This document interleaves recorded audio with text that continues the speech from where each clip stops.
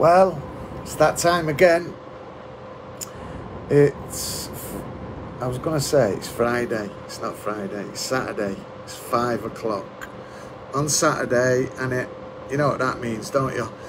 It's the LUF Lounge, the Lancashire User Forum LUF Lounge, and Diane Seville is first up. Diane, great to have you on board with us, Diane. It really is a pleasure to see you, and thank you for being. You must be one of our avid, most long-standing supporters now. So good on you, Diane, and engage with us tonight. The value for tonight is transformation. What does transformation mean? What does it mean to us in the Lancashire User Forum? Well, we're pretty clear, aren't we? We want to show people that they have a choice about how they can live their lives. We want to see people empowered to take control of their lives. We also want to help people change the way they think, act and live. And, you know, most importantly, reaching out to the people that nobody wants and enabling those people to become the people that everybody wants. You know, being fearless in tackling prejudice, being fearless in tackling prejudice and stigma about addiction and offending, and constantly pushing the boundaries through being innovative and creative, you know, and learning from others' experiences and sharing ideas and best practice. There's nothing worse, right, than having an idea that can really help save somebody's lives, and you're like, I'm not going to share it with anyone because it's all about me and I want to help save. And it's like, well, hold on a minute. If more people can help save, that's a no-brainer for me. So in our space, in the Lancashire Users Forum space, ideas are free. And many a times, you know, we've heard our ideas go out into the community and come back via someone else presented as their ideas. And you know what? That's okay. As long as the idea comes to fruition, as long as it happens. So, you know, the reason why we've changed our streaming platform, a couple of reasons. One of them, tonight's value, transformation. We want to transform, you know, we want to evolve. So I would say hit the like and share button. It's a bit cringy, that, isn't it? Hit the like and share button. Do you know what? If you feel to hit the like and share button, hit the like and share button. But if you don't, I'm sure people who need to see this will see it. But, you know, let's not take a chance on it. Let's give ourselves the best opportunity going. I know there's people on this stream tonight who are like deep involved. They might not be visibly involved, but behind the scenes, they're deep involved in helping people. And really, that's what matters, doesn't it? You know, we want to see a system, you know, that is, call it capitalism with a conscience. You know, we want to see a system that generates income, but that income that's generated is used to help those people that are less fortunate, or those people who find themselves needing a bit of a leg up, needing a bit of help, you know. And God only knows, I've been in them positions more than once, you know, and like only for good-hearted people giving me a hand up. I dread to think where not only I'd be, but my kids would be. And I was thinking before I come on tonight, you know, oh God, do I really want to do this? I'm knackered, I'm tired. I had my grandchildren with me, and like, most of the guys know my grandchildren. I call one of them the machine because he's non-stop. And it's like they were up at 3, then they were up at 6, and at 6:30 it was like, right, I'm up. All right, I'm up. Come on, what we're gonna do? And this week we was at a project in Preston, top project, man, called Let's Grow Preston, and these guys are all about cooperation, cooperatives. They want to see more cooperatives, more people bartering with, you know, not just money, but exchanging skills and resources. Top project, check it out. Let's Go Preston. And they gave me some compost, and they gave me some seeds and some description. So this morning, me and the machine were out planting lettuce, so that we can grow it and eat it. And you know, as well, he was showing us like bumblebee nests, and you know, there's so much nature out there that people just sometimes don't even realise exists. It's there.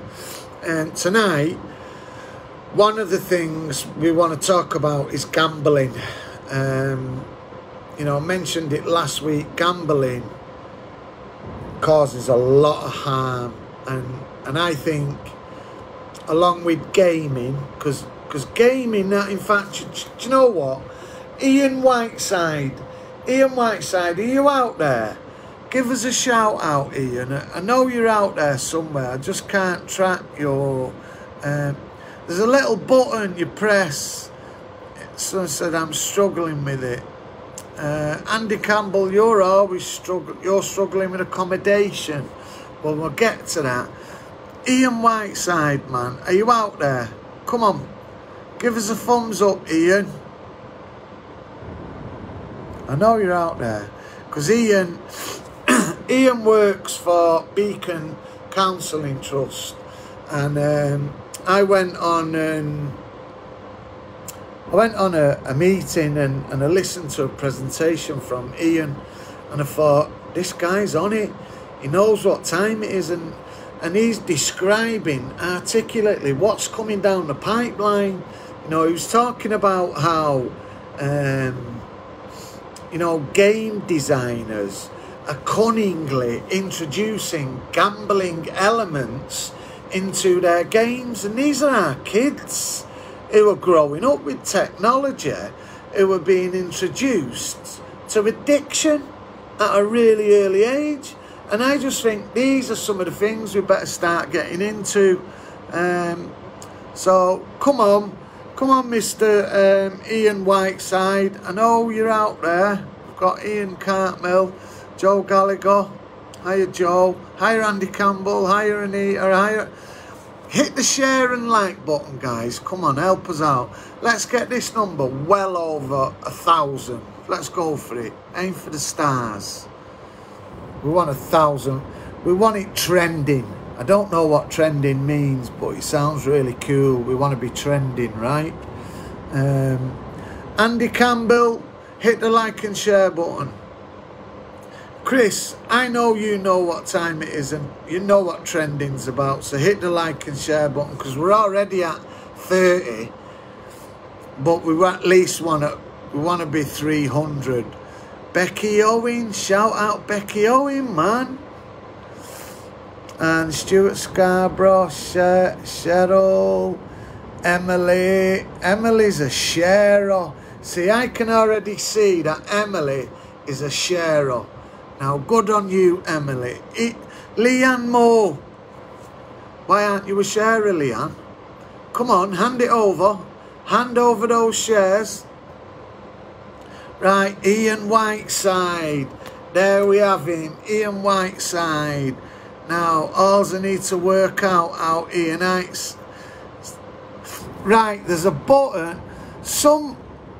Right, it said there's 1,000 people watching, but I think you're just having me at it here. Stuart Scarborough. Yeah, 1,000 people sounds right, doesn't it? Right, Ian Cartmill. Nice one, you're sharing it. But Ryan Sparks is only watching. Ryan, we want you to share it, man. Come on, because you know what, Ryan? These are our kids that could potentially...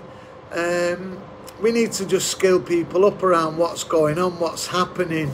And Ian Whiteside, he said, "Hey, Pete is here, so, yeah, I know how you do it. Here we go. I found you, Ian. Let me find you, Ian. Ian Whiteside. No. Why can't I find Ian Whiteside? Oh, come on, man. Oh, you better not have to be a friend just to come on. Right, if somebody knows, will you come on and tell us how to do it, please? Top one, Gary, you've shared. Leanne Moore, you've shared. Gary Flynn wants to be in my video. Right, come on, Gary. Let's have it. Approve. Right, Gary, are you there? Because we want to know how Ian can come on and tell us about all this stuff he's got to like enlighten us with. And while everyone else is waiting, just hit the like and share button, man.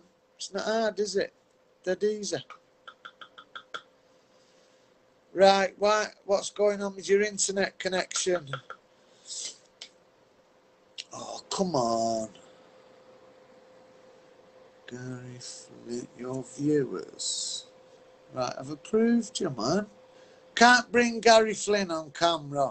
There's already a guest in this broadcast.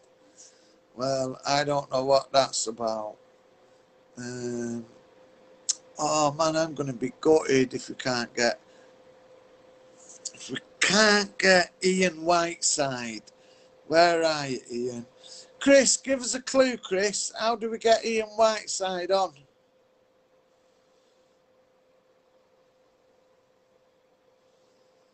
Oh man, someone must know. Add. Choose your live mode. Live video. Popular mask. I don't think it's that. Is it a star? No, it's not a star. Alright, I'm pressing all kinds of things and I don't know what's going on. No, we don't want that. Back on me. What's this? Quick, come on. Will someone join? Chris, press the join button. Right. Right, you've got to press the join button, Ian.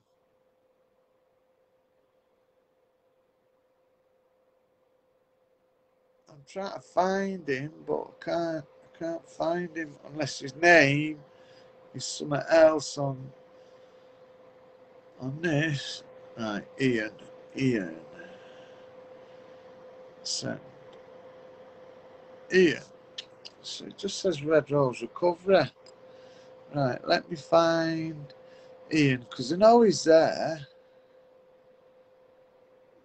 Where is it? Right, Ian. Right, it's second on my screen. It's second from the bottom, from the left. So if you count 2 over, there's a little button next to a speech button. There's no join button, Peter. Oh, there's got to be a join button.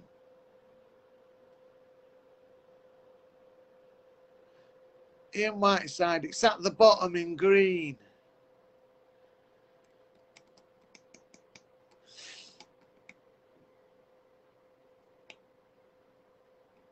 Right, well, you've shared it to 30 groups, so it looks like one person from every one of them groups is watching.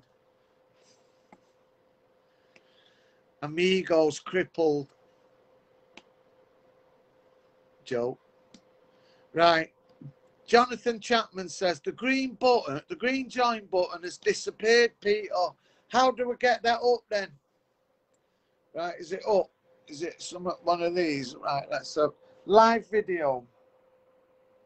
Mystery mask, popular mask. It's not that, is it? Go live with this look. No, I don't want that. Right, is it that? Is it that?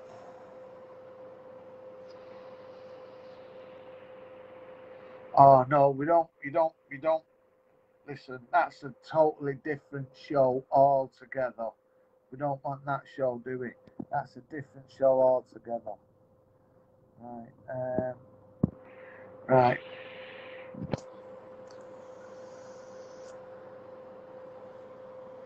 Now, listen, I'm not on the. Oh, there we go. Right, so it's not on that. Oh, please. Come out. Come out, come out. Right. Oh, man. Right, is there anybody who can help us out? I've requested to join now, and I have passed it. It's disappeared. Guests. Allow your viewers to request to join as you join as a guest. Right. Right. Try it again now. I think I didn't have a button pressed. Right. There we go. We've got Gary Flynn and Andy Campbell, but we want Ian Whiteside first. So, Gary Flynn, let's see if we can get you on, just to see if it works. Right, Gary, we've got you. Gary, how did you do that? So these on the screen you'll see where it says share, then it'll say comment, and there'll be a little green button. If you press that, that'll put the request into yourself, and then you just accept it. Right, that's really simple. Will you do us a favour? Will you come back on when we've got Ian Whiteside, because he's effectively the expert on gambling. So I'm going to say thank you for that, and then come back on, Gary, and we'll have a natter, yeah? Hope it helps, Ian. Cheers, mate. Right, there you go, Ian. Let's go. Come on. We've got, who have we got now? Aye. Oh, right, okay. Let's see. I think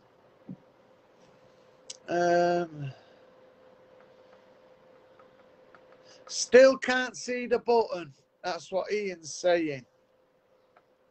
Right. See, so some people are pressing the button, but they don't want to come on, and they're declining it. Why can't you see the button?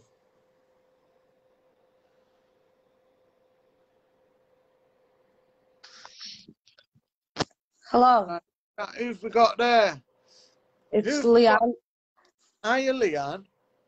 There's also a request in the comments as well. It should come up as it's flicking through.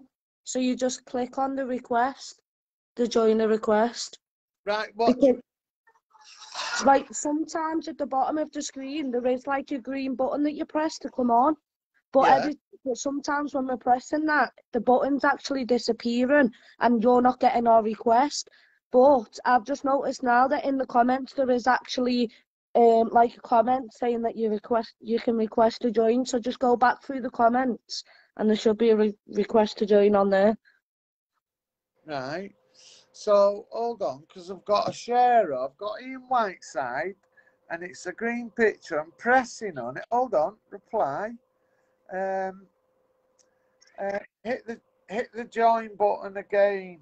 Hit the join again, please, because we'll get there. We'll get there. Right. I'm going to say thank you. Thank you for that. Let's get Ian on, and then on for an answer, yeah? Yeah, can I go now? Yeah, nice one. See you in a bit. Bye. Bye. Right. So, are we still on? Oh God, this is driving me up the wall. Right, let's have a look. I've got... Right, it just says my viewers. Ian Whiteside, add. Right, Ian Whiteside.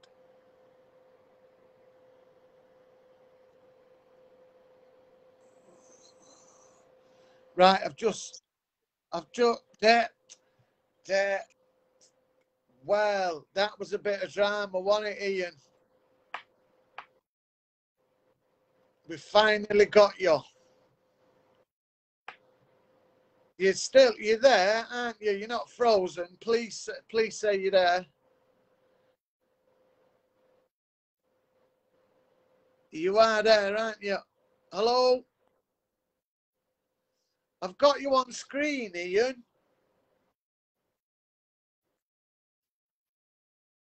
Yeah, I can see you. Yeah.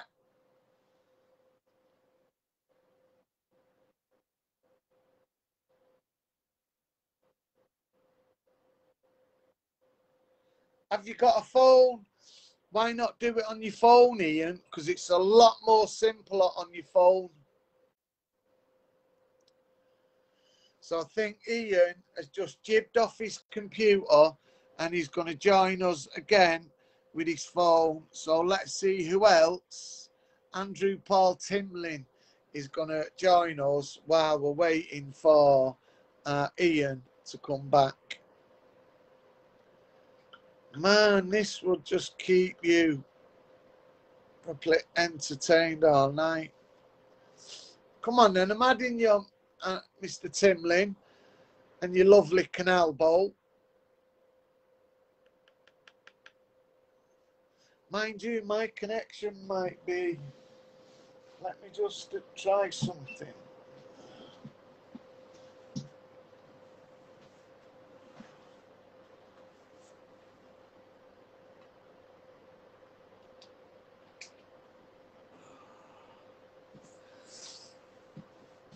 Oh. Shit.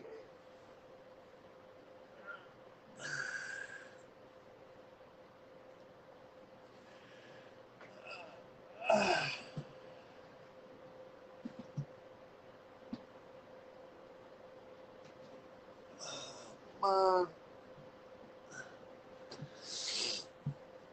Oh, man. Have you ever had a bad case of the cramp and you just can't? It's like severe pain, Pete, but my signal is rubbish. I see if I can sort it out now. For some reason, I can't join from my phone. Oh, what a sickener. What a sickener. And this guy is the font of knowledge when it comes to gambling. Not just gambling, but like I said, how some of the game designers are cunningly introducing gambling into the games. So, you know, like, I don't know, help me out. Has anyone on here who's watching got kids? And have any of their kids, are they deep into like computer games, which say things like, if you want a better gun, you can buy some of these coins, and for these coins they cost £5. And it's things like that what they're getting into. And what's happening is some of these children are getting hold of the parents' cards, and they've yet to develop a concept of money.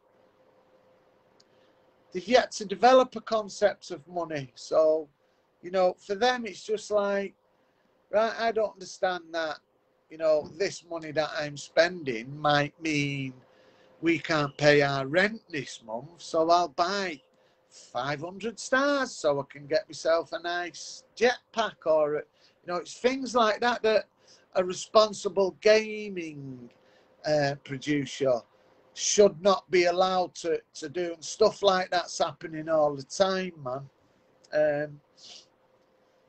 Yeah, Fortnite's massive with kids, Chris. Now, I'm not saying all gamers are unethical. I'm just saying some things we just need to be aware of. And Leanne Moore has gone, yeah, I've got 4 children, gaming and technology is the bane of my life. My children constantly wanting to rob the box and then spend it on rubbish. And it's like, you know, it's difficult, isn't it? You know, when we're all trying to make ends meet and kids are being targeted, and they're like wanting games what are costing a lot of money, and it's putting pressure on people. You know, and I'm not even talking about those people who are like, right, you know, I'm going to nip to the bookies and I'm going to start putting £20 notes in that machine because I'm going to win, you know, and get themselves in horrendous debt that way, and then end up, heaven forbid, achieving suicide. You know, and they leave behind them so much decay and so much destruction. It's terrible. Right, I've got someone who wants to come on. Here we go, Ian. Let's try you now. Come on, Ian. It's connecting. Now we've got you, mate. Yeah, now you're live direct. Yeah, I tried to join via the PC, and there's no join button, unfortunately. So I've had to go on the phone and sort out the Wi-Fi. But you can hear me now, okay? Brilliant, brilliant, loud and clear. Sorry about that. I've never used this platform before like this. So I was just sharing to some of the guys I attended. It was quite a high-level senior meeting with practitioners, and it was around suicide ideation, and they were saying, look, we've got a real-time data set of when people take their lives, and you know, we're not talking. We've got data from last year. We've got real-time data when people take their lives, and you came on and you delivered a presentation, and it really got me thinking to the point where, you know, I thought we need to make our community aware of these issues, because I shared it. We have a Tuesday night meeting called Church on the Streets, and there was about 30 of us there this evening, and I was talking about your presentation, and, you know, I was saying how cunning some of the game makers are, the way they slip gambling into the games. So I thought it would just be great if you could come on and share some of your learning and knowledge with our community about that, if that's all right. Absolutely, Peter. Well, I think the first thing to note is, you know, I'll mention a little bit about our organisation, if that's okay first. Yeah. Because I work for Beacon Council and Trust, and within the Northwest, we are the commission provider of services in terms of treatments across the whole of the Northwest. So for anyone who may be experiencing any gambling-related harm issues, whether that's themselves because they're gambling, or it's a partner, a friend, somebody who's close to someone that does gamble, and they're, you know, affected by it. In fact, we call those people affected others, and we support those people as well. So across the Northwest, anyone who's got questions or if you want support around gambling, we you know, our service can provide that. And as you say, I came onto the Lancashire group the other week, the Suicide Prevention Self-Harm Awareness Group, to talk about gambling, and there is a connection to many things. Suicide is certainly one of them, and within the young people's kind of focus, and we have a young people's program really that's about educating young people directly about gambling issues, and also working with people that support young people. So that could be teachers, social workers, people that work with young people in their professions, and to really help people identify and become more aware of where gambling does have an influence in young people's lives. In terms of the gaming issue, that's one of the things that we talk about. For anyone that, and I don't profess to be some sort of expert around gaming, but what I can tell you is that there's many games now that young people play, whether that's on their mobile phones or PlayStations, Xboxes, and this kind of thing, that have certain elements within the game that are known as microtransactions. And basically, anyone who's got children, I've got a 12-year-old daughter, and she plays a game called Roblox. And that's just one of many different games where you get the opportunity to purchase something. And generally speaking, I probably would say that FIFA football is the most criticised game for this type of thing, where they're called loot boxes or loot crates, but within the game of FIFA, they're known as transfer packs. And basically, all different types of games, you can buy basically like a lucky bag. So within the game, you can buy these items. It's like a treasure chest. Once you open them, it will contain items in there. They're all electronic, obviously, they're virtual, they're not real. You don't actually own them, but you spend real money to buy them. And once you open these things, the whole idea would be that the player would get items that would help them advance through the game, give them health credits, armor, weapons, something that's going to make them more competitive. They make it exciting. They make it, entertaining. There's a lot of peer pressure involved in this. Sometimes these things just change the facade of the character. And for young people, just a change of image ties into their social status as well. So young people will buy these things. Often they're getting permission from the parents to buy these loot crates. And what we know is, because they're random and virtual, you don't own them, but because they're random, you either get what you want or you don't. And very often you don't get what you want, so you want to buy more. And what we know and what we believe is that this essentially is gambling, because you are staking with real money, and it's all based on chance. Will you get what you want or won't you? So as I say, the game FIFA, young people are buying transfer packs to assemble a football team, a squad that makes them very competitive within that game. They can play online against their friends. Again, it's about social status. If you can get Ronaldo in your team, it's very rare, highly rated player within the game, then you've got a good chance of not only, impressing your friends, but also beating them in the game itself. And they estimate that, to get Ronaldo in FIFA or Xbox, whatever it might be, whatever you're playing, whatever actual console, you might have to open something like 1 million transfer packs. And that when I speak to young people about this, and I've said to them, what happens if you got a player that you liked and it was, it helped create this super team almost? They say, great, it's fantastic. I'd probably buy another one to get another player. And I go, well, that's interesting. What if you didn't get that player? Well, I'd keep trying. So whether you're winning or you're not winning these players, they will continue to buy these players. And I can tell you, I've spoke to young people who spend hundreds of pounds, thousands of pounds on these games, and it's something you don't actually own. Now, this has been criticised highly, massively, by people within the field of work that I work in, and that it's a gambling style behaviour. It's a gambling activity in essence. It's just not regulated as such. And there's a big movement now. The Gambling Commission in particular has got this as one of its priorities. And there's changes, there's a review of the Gambling Act currently right now. But what we know is that there's movements and there's debates, certainly to look at this whole issue of gaming. And that's being explored also.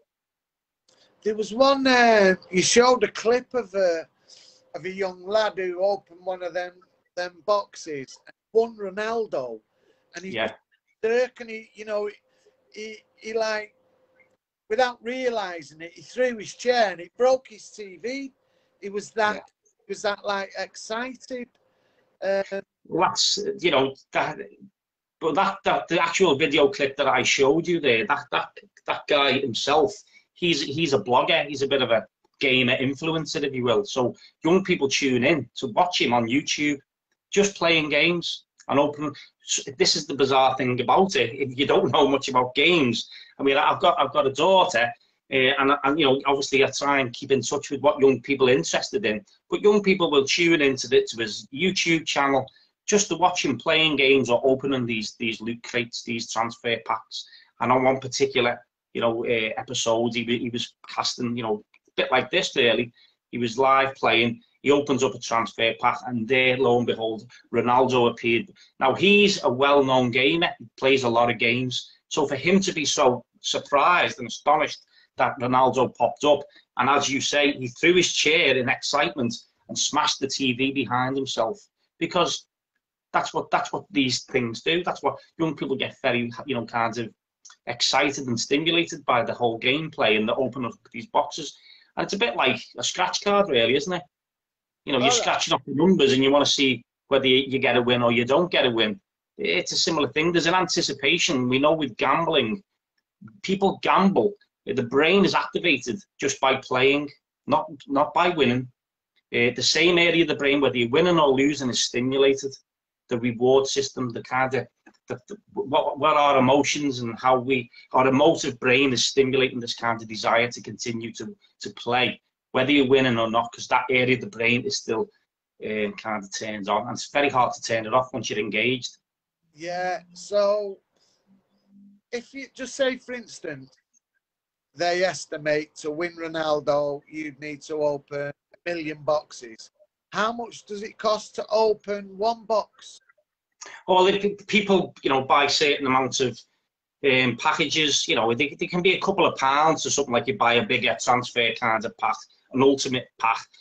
So in terms of costings, that, you know, probably, you know, you could be spending hundreds and hundreds, and it is just really, are you going to be lucky enough to get that? There's a rare chance that you could open the first box and he appears. I spoke to a gang of young lads actually, and they said somebody had opened, because you can get these, you can get opportunities to open these transfer packs just by playing the game. You can earn these credits, but it takes longer. So young people want to kind of, you know, they don't want to wait. They're you know, they want to see if they can get these players now, and that's why they buy them. And the game makers know this. You know, a lot of games are free. You know, you don't have to go to the shop and buy a game anymore. They just download it to your phone or your iPad and start playing. But the reason being is the game makers know that once you're playing the game, these microtransactions can stimulate you with the money. That's how they make their money. And this transfer pack issue is a big thing with FIFA. Now, interestingly, I've learned that FIFA don't like the heat that's on them because of this. And what they've recently done, which is a bit cunning, but a little bit of a trick as well, is that they've actually enabled a preview option, or it's coming.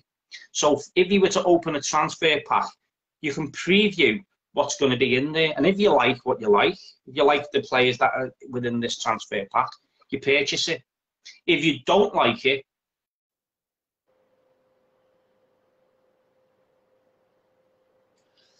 oh, no way, we've lost you. Oh, don't tell me we've lost you. Approve. sorry, I got cut off there a moment. Right, yeah. I'm back. Yeah, if you, I was saying that, you know, if you get this preview option now, if you don't like what's in the transfer pack, you can decline it. But the thing is, you don't get to preview another pack until 24 hours later. So what they're doing is essentially they're saying, well, now it's not random. You can see what's in the game, what's in the pack, and if you want to, it's up to you to decide whether you buy it or not. If you say, no, I don't want it, how many people are likely to wait 24 hours before another transfer pack? Not many. So the thing is, it hasn't really solved the issue, because a young person 10 minutes later will go, oh, do you know what? I can't be bothered waiting for 24 hours. I'll just buy one, and you're back to random pot luck again. How they caught us out with it was to sign up to, I think it was the gold package. You needed to put credit card details in it. Now, the children are never going to have credit card details because they've not got a bank account. But by inserting mum and dad's credit card details, they've instantly got access to mum and dad's bank accounts. And what happened with us, we, you know, it spent something like £500 on football teams, but it not had any comprehension of what he was actually doing. And I suppose the second point is, if somebody gets Ronaldo, can they transfer him on for a fee? Oh, that's an interesting question, that really. First of all, let's just get the point about the linking your card to the game, you know, and this is the same with online gambling accounts. You know, your card is linked to the account. You can upload credit funds to your gambling account. With the gaming, yeah, young people sometimes, if the card's freely accessible, young people continue to purchase these loot crates. It's not always FIFA, by the way. You know, there's many games where this goes on. So they're purchasing these things, and then before too long, or you know, a parent realizes, and we've seen it. It's happened. We've had people approach us for support. They've emptied the account. The account's been drained, where young people just keep hitting, you know, purchase. So that has happened. It continues to happen. A good source of information. One of the things here is educating parents, I think, so they're aware and maybe putting some boundaries. I actually spoke to, I did a training session with a gaming project last week, a couple of weeks ago actually, and they work with young people with special educational needs. So particularly around autism. It's a great project. It's about engaging these young people, you know, in-game kind of project style kind of friendship groups. So it's a great project. But they were very, you know, they received the training well in terms of they wanted to be aware. We're not against games. And it's a bit like everything really, isn't it? You know, everything in moderation is okay. And so what we're saying is, if you're going to play games and you're going to allow children to purchase these microtransactions, these loot crates, or whatever they may be, then understand it, be aware of it, put a cap on it, what you're happy with, and talk to your child about it. Now, the Parent Zone, online kind of service, the Parent Zone does really good information about online safety. So you can go to them, they'll talk about all the things that parents we should be aware of anyway when we're giving our children access to the internet and on the online web and everything, that, you know, the people that they can encounter and have contact with for their safety. But they also do some really good information about this loot crate business. So parents can kind of inform themselves and be informed in terms of what they're allowing their children to take part in. So that's one thing. It's important to know about it. Now, two-thirds of parents from research shows that they don't actually look at what the young people play on. They don't understand the games. They don't even know what the content is. It could have not just this type of issue we're talking about, but there could be stuff around violence, sex, other issues, language. So it's important to know what your children are playing. Yeah. The other point that you mentioned around, can you transfer players on? And this is quite complex. And again, you know, we specialize in gambling. It just so happens that this gaming issue has become part of our remit because of the gambling style behaviours. But what you can do, there's something called skins betting. And this is much more complex really, where basically people can extract the inventory from their game and basically go into the unregulated websites with people who, you know, they're managed very differently. You don't know you're going to be talking with, and you can exchange. You can basically auction off these items. So other young people or other players might want to purchase them, or you can exchange them for basically online chips and start gambling. Some young people can make money from it, but it's a risk. And our concern is that not only is the online safety issue something to be really worried about, it's about developing these gambling behaviours. And when young people get to the age of 18, there's an easy kind of transfer into what would be general traditional gambling style, you know, online gambling, horse racing, sports betting. whatever it may be. So we are aware of this, and we're quite concerned that we wouldn't want to see young people through gaming start to develop gambling style behaviours, and for some of them, and it can evolve into. You've been talking about addiction tonight. Obviously, there are many people in the UK who suffer greatly at the hands of gambling and got serious problems with their gambling. So what we know is many of the people we work with, they've not grown up in the world of information and technology. The immigrants, they've had to move into that land and catch up, whereas their kids, they're native, they grew up with it. So it's like for the whole life they've known about Facebook, known about the internet for the whole life. It's not a new thing. So what would happen if a parent who is just doing the best, trying to get through life, triumph over the adversity that they've got, and then all of a sudden the kid that wants something for Christmas and they set it up online from him, and the kid runs up a huge bill. Is the support for that parent, or do they just have to pay that bill? Parents have got their money back. It has, they have been reimbursed. But there's obviously channels you'd have to go through. So I can't say exactly, how you would go about that. I would guess for each game or each, whoever designs the game and puts the game out there, they'd have to approach them really. But I am aware that parents have got money back from this problem. So I'm not saying it's never, it can be resolved in some way, but certainly going back to what I said earlier, the first thing is be clued up before you even set out on that, or get clued up now and maybe have a discussion with your children. I mean, I'm looking at some of the comments in the chat about people playing games for a long amount of time. There is such a thing as gaming disorder. You can play, you're spending too much time, too much money, and I can tell you there's lots of issues where young people are missing their friends, or not doing their own work, or not engaging with their family members and getting outside and getting on their bike because they're playing games. So there's more than one issue here. It's not just about the gambling behaviour issue for me. It's certainly about your mental health and what your well-being needs to be considered. But again, there's nothing wrong with playing games, but it has to just be managed in the right way. And that's all we're saying, really. Let's just have a healthy kind of view of it, and make sure that there's no, it's not going to be any harm in any way. So people are again looking at the chat, and someone's commenting about gaming disorder. There is a clinic in London that there's actually only one of the few really that specialises in gaming disorder.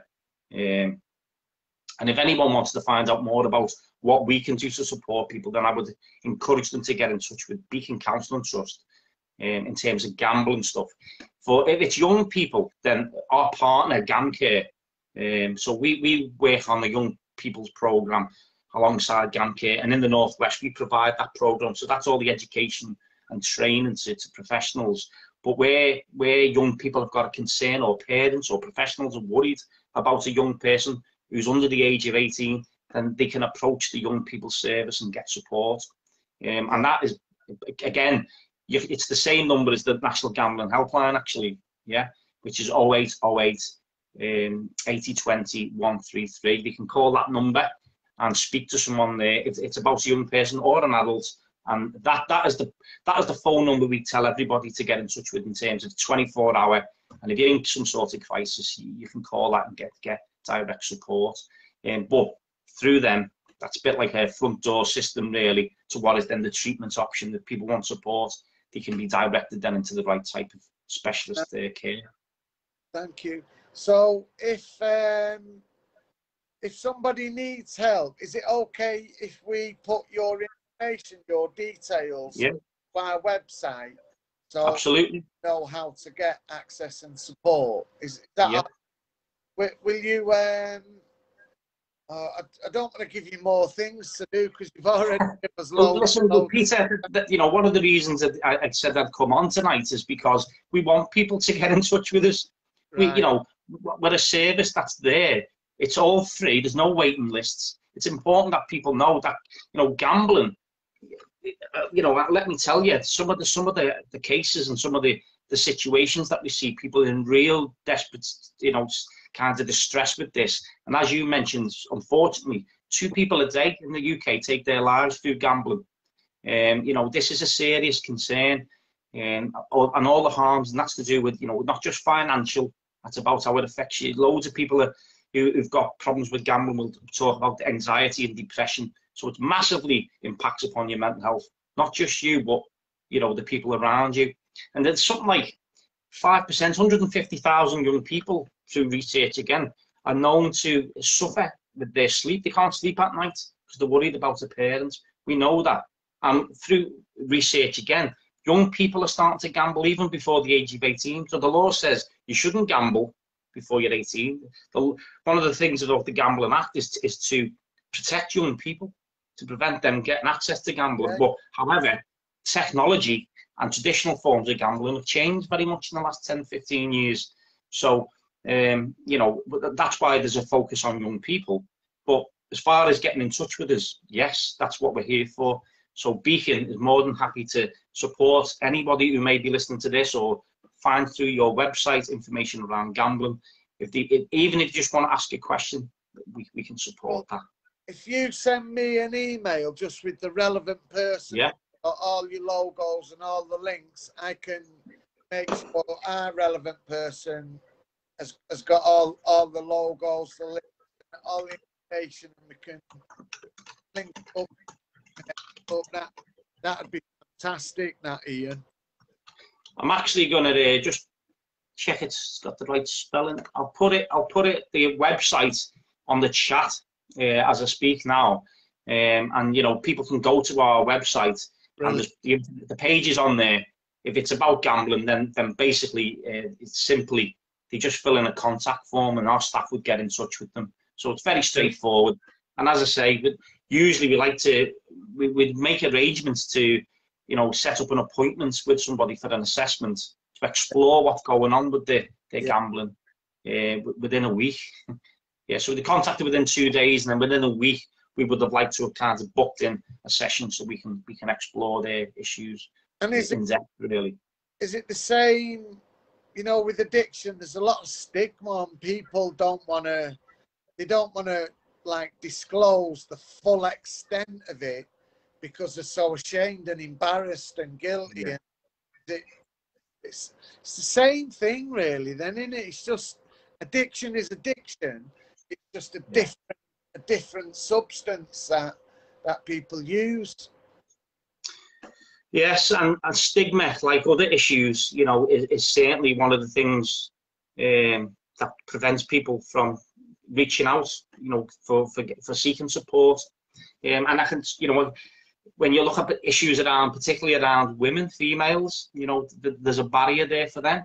We know that women, although you're more likely to be a male suffering with your gambling than you are female, but some of them, what we know, that's changing. Women are starting to catch up. But despite many more women getting in touch for support, it's still a drop in the ocean in terms of how many people are out there that we believe need that help, but they're not coming forward. And then if you were to look at, like, you know, things around, you know, ethnicity or certain faith or cultural groups, again, that stigma can be a barrier because of the shame. So one of the things that we aim to do is to change that. I mean, it's great to know, isn't it, that mental health issues now are no more a stigma. It's actually seen as a strength for people to talk about their mental health, and we want to see that. We want to see the same thing happen with, you know, with gambling. And like some of the kind of key things that we're doing is, firstly, we have a program that's designed to work with the diverse communities to try and have that conversation and, you know, allow people to you know, kind of talk about this more. And we've actually got fairly recently, we've just launched a new program, a training program called Bet You Can Help. And the whole idea of it is to skill people up in the community to make them community connectors with this issue, so that they can be understanding of the things that are connected to gambling, how to identify the risks, the signs, how to offer some simple support. It's a bit like a first aid approach, really, and that's accredited by the Royal Society of Public Health. So we're really quite proud of that, and that's something, again, to do with the stigma that's going to be underpinning our kind of drive forward, is to change some of this concept out in society, in the community. People don't like talking about money, do they? They don't.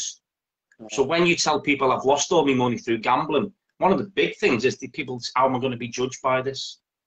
So, you know, like you've just talked about, it is, you know, gambling, like any addiction, can keep you in the shadows, really, from getting that support. We want to change that. And, you know, I've worked in addictions for 20 years, particularly around substance misuse. But I have to tell you, out of all the work I've done, gambling by far is insatiable. So if you were an alcohol user, you know, a drug user, you know, you're not going to empty your entire bank account.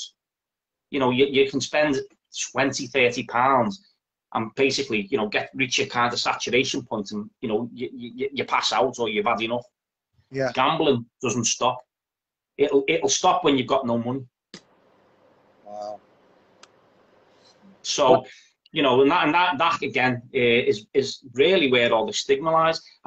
Working with service as well, I've worked in work with people in terms of children and families and adults for, as I say, for over 20 years. And I have to say, even some of our own professional infrastructure needs to change, so that we start to talk more about it from an assessment point of view. Yeah. For people who work with, you know, targeted support services and social work assessments, exploring. At the moment, we look people when they're engaged with services, you know, their housing situations explored, their mental health, their physical health, everything to do with their situation that might be causing them, you know, some sort of distress or issue is explored. Finances, debt is, but there's never ever the discussion around gambling. And again, we want to see gambling have parity when we're talking to people, just like substance misuse and you know, obesity and all these other things get talked about. Gambling needs to be part of this conversation as well, because, you know, and I haven't mentioned it, but, you know, kind of what I would say is that nearly half of the whole country, nearly half of the UK under the age of over the age of 16 rather, gambled in the last month. It's an activity that many of us take part in, and no one ever really thinks too much about it. And I often say to people, you know, and this is just me really, I'm not judging myself, but you know, I wouldn't have considered it too much at the time. But, you know, my introduction to gambling when I was, let's say, about 5 or 6 years old, was my parents helped me put a Grand National bet on. Yeah. Yeah. And it was encouraged, and it was culturally okay to do that, and very normalised. And that's where we were back when I was younger. That still happens today, but that's a criminal offence. You know, you go up and down the country, and there'll be football grounds with lads and dads and, you know, kids with their parents go to the football match, and parents will be helping them put a bet on the outcome of the game. That's a criminal offence. No one's ever been prosecuted. If they were buying them a pint of beer at the bar, someone would say something. Yeah. But with gambling thing, because of our culture, and it's kind of been, you know, the issue's kicked into the long grass a little bit, really. It doesn't get talked about. Well, you've given me a lot. I mean, I started with pitch and toss, close to the wall at school, but you've given me a lot to think about. I mean, I bet if we asked, if we'd done a poll and we said, you know, what do you dream about every night? I bet lots of people would say, I want to win the lottery. But you know, and I'm the same. I always think, oh, if I ever won the lottery, this is what I'd do. But I don't have a bet on the lottery. I don't buy lottery tickets because I know where things like that can take me. And scratch cards, you know, they can be real, like, it can be real problems. People going in and buying scratch cards, and You know, there's a whole spectrum, isn't there? Well, you know, just the point of the lottery, people don't always think of the lottery as gambling, but you look at all the, you know, you go on the National Lottery website, they've got issues around Be Gamble Aware, and you know, there's the gambling helpline numbers posted on their site. Yeah. When we ask people what is the most popular gambling activity, people tend to think sports betting, the horse races, bingo, this kind of thing. But actually, it's the lottery, the National Lottery. And if you will, when you define what gambling is, the lottery is still part of all that. You're staking money on the outcome of something that you can't guarantee. So it might only be £2, but it's not always about the money. It doesn't matter. So £2 to one person is a lot of money. Yeah. Different to somebody else. But it always interests me, let's just use that word, when I see people purchasing multiple lottery tickets. Yeah. You can only win with one set of numbers, so why do you need to buy more? Because to actually win the National Lottery, something like 14 million to one, so buying 5 tickets ain't going to really reduce your, you know, the odds of you maybe potentially winning. So I think with the lottery, it's ethical because the money, yes, because people see it to do with the lottery. It's for charity, and it's a bit like the game. Look, you know, yes, why do people play the lottery? Most of them, and I'm gonna kind of, you know, put it out there in terms of the way I think. Most people don't automatically think, oh, I'm doing it for charity. Yes, it is, but I don't think most people do that. Oh. I think that it becomes a ritual, Peter. It becomes a ritual that you autopilot into. You don't even think about it. You will do your shopping in the supermarket. Before you leave, you'll go to the little checkout kiosk, make sure to get the lottery on and put my numbers on. And why do people get so fret? They fret a lot, don't they, when they miss their ticket? Oh no, my numbers will come in tonight. They have this kind of terrifying belief that it could happen tonight. You know, that finger crossing thing, it could be you, works for some people.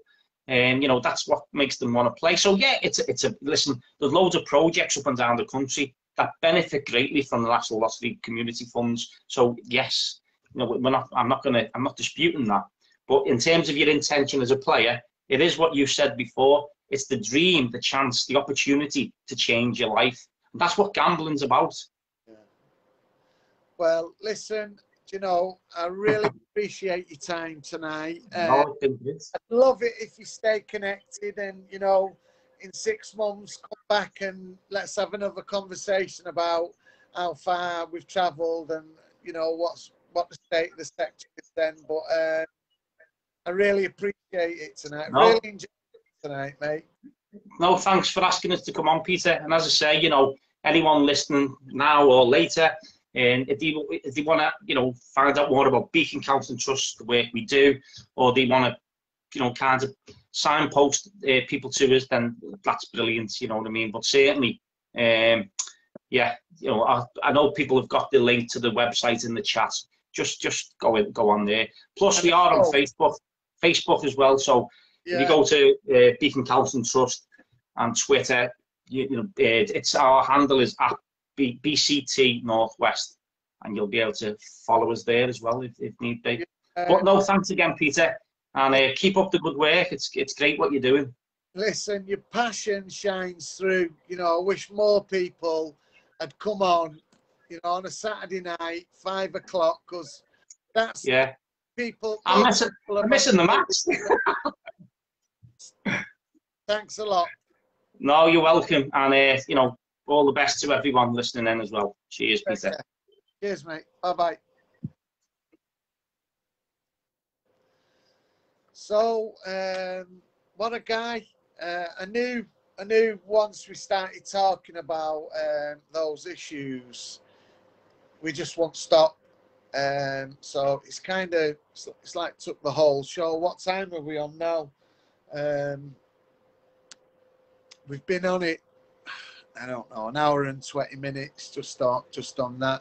It did take us a while to get there though, didn't it? So I don't know, are you still up for having a conversation with me? Has any of what we talked about, has it struck home? Do you want to jump in this space and say hi? Leanne, you're welcome to come back in. any of the guys really. We've got 20 of you there watching. You can either hit the like and share and we'll double it, or you can come in and say, what's going on with your new glasses, Pete? Oh, look, we've got someone. We've got someone brave. I reckon these are coming in from the Isle of Man. We've got Michael Dransfield, so come on. I'm not sure, was that Michael or Michelle? Sorry. Let's see. Yeah, you're right, Chris. He was very knowledgeable, wasn't he? Very, very knowledgeable. He knows his stuff, man. So I've just pressed the button to, and we've got you, Andrew Paul Timlin, and your canal boat. You can come in anytime. Michael, oh, he's gone. He's gone. Michael Dansfield, he's gone. It's like, sometimes it's like, go on then, I'll do it. And then it's like, okay, when I let you in, then they have second thoughts, don't they? Well, I would love to have a chat with any of you guys. But if not, then we can always come back next Saturday at 5. But I have to say, my old mate, Andrew Paul Timlin, I love watching you and your canal. But I think you could do a documentary, mate.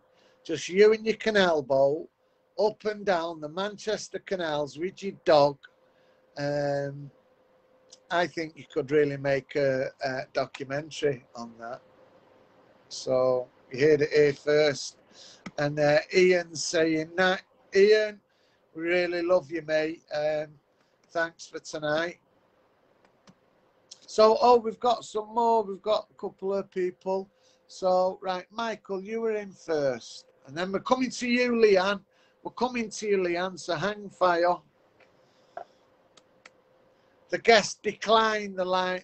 So, oh, look, he's done it again. He's declined me twice. Right, well, we're coming. Right, last time. And Michael, we've got your... There was something wrong with connection, Peter. Oh, was it something wrong with the connection? Yeah, but I'm on here now. Now, just a quick one. I just caught that guy on about the gambling and the gaming with the kids and that. And Yeah. I worked with a lady who had 4 boys, and one of them, he was on the computer that much doing the gaming and that. And this is serious. I mean, you might think I'm joking, but it was playing with these kids in America, and that long. It developed an American accent. Wow. Honestly, it talked like a Yanko. And she got, you know, she had to put monitors on in the end and that. But I mean, and then touching on the gambling thing, we're just, I think we're behind, aren't we? We're trying to catch up now with what these gambling companies have been doing for years, you know, making it so easy, coming on in the middle of football matches, offering you free bets and all that. And I've had a couple of mates who got into serious trouble with it, you know, lost a lot of money. Yeah. But they make it so easy, don't they, for them to do it. You know, you're in there watching a football match in a bar with a few pints down your neck. Next minute you've got what they call him comes on, you know, him with the husky voice, offering you a free bet Absolutely. and so you're half cut with a credit card in your hand and you're gambling.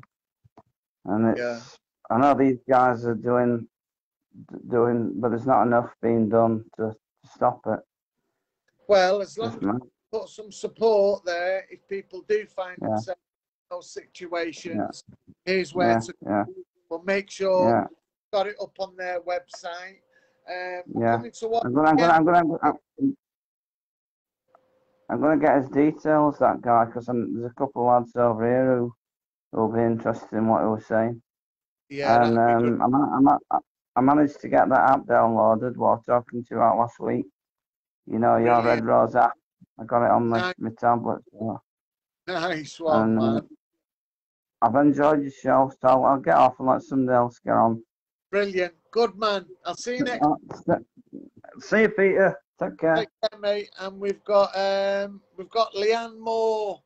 So Leanne, can't bring Leanne Moore on camera. There's already a guest on. So let's just say good night without. I am getting all right at this. Right, come on, Leanne. Come and say hi to the live LUF Lounge and all the people who are watching us. Hi, Leanne. Where are you tuning in from? St Helens. St Helens, man. Hey, I've got a lot of love for St Helens. I've not long been here. I was down in Skelmersdale with your lovely Linny and Barbara, but I moved up to St Helens in September. Do you know, they speak very, very highly of you to Linny and Barbara. They're right amazing. Honestly, the force is for good. In fact, they get in trouble because they do too much. And it's like, slow down, you can only do so much. And they get in trouble because it's like they live and breathe to help people. Yeah, definitely. And you know, when people talk about Skelmersdale, they always talk about how it was designed and it never had any pavements and it didn't have very good traffic.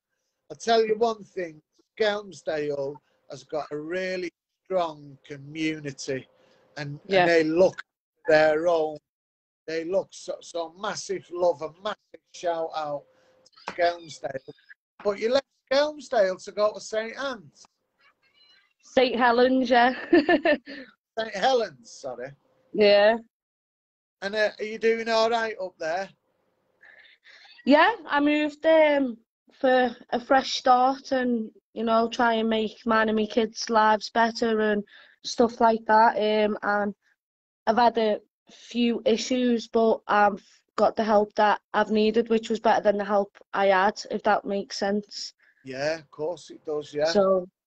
So yeah, it's brilliant, yeah. I miss everyone and stuff, but I still go down to Skem and go and see Linny and Barbara and go and see the groups and stuff like that. And, you know, I'm hoping to do the big walk with yous and stuff like that. So, yeah.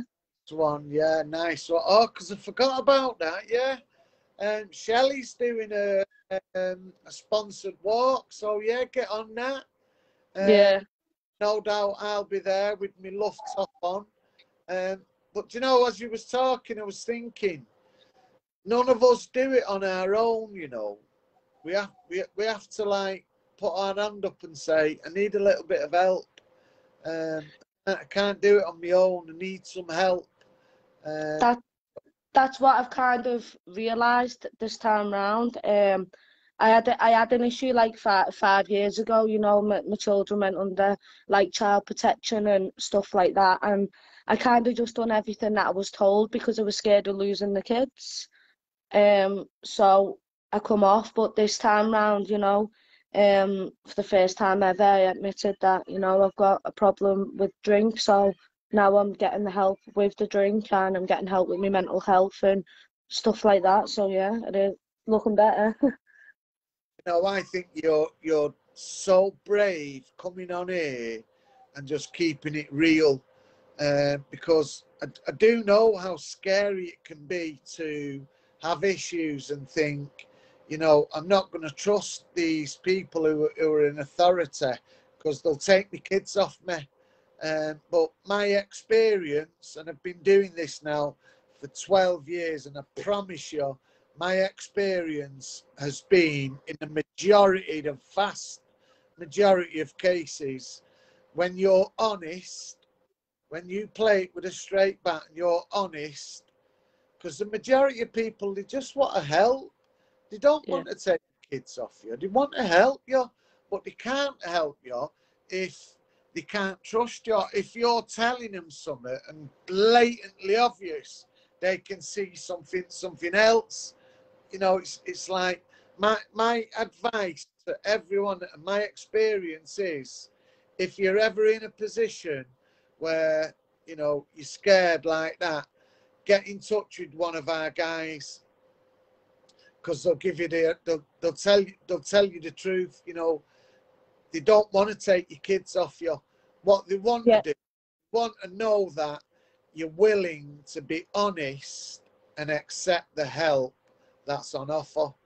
And everyone's a winner then. Everyone's a winner.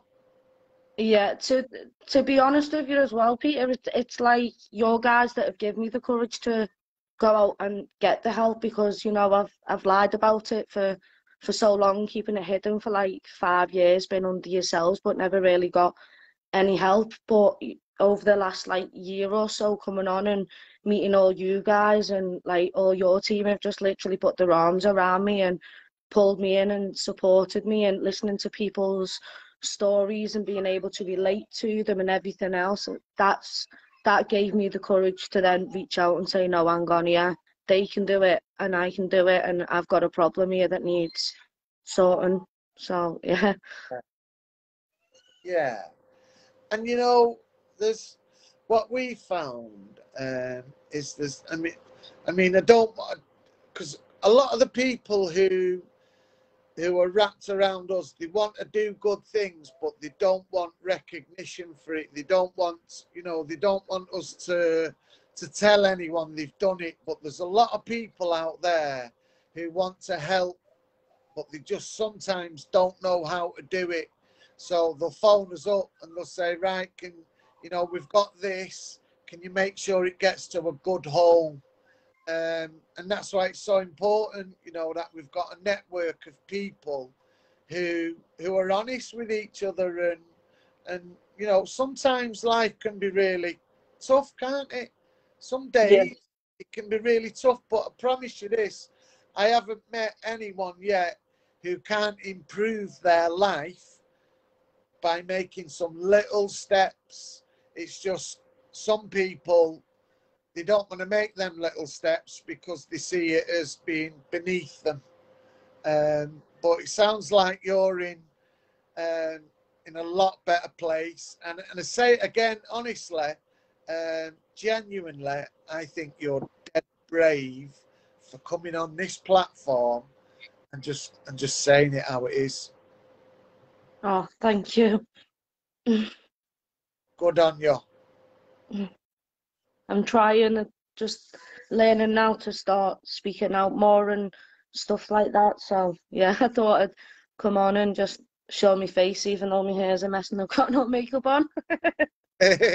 well, do you know what? Thank you, because I really appreciate it. I really appreciate people when they jump in this space with me and get honest and have a, you know, and have an honest conversation.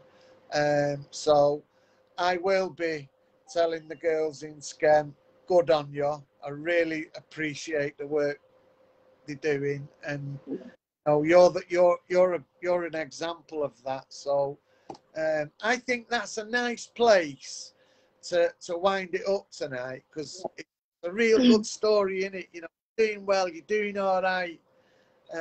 So I would say good night and God bless everyone. And we'll see you next week, yeah? See you later, guys. Bye. Bye-bye. Bye.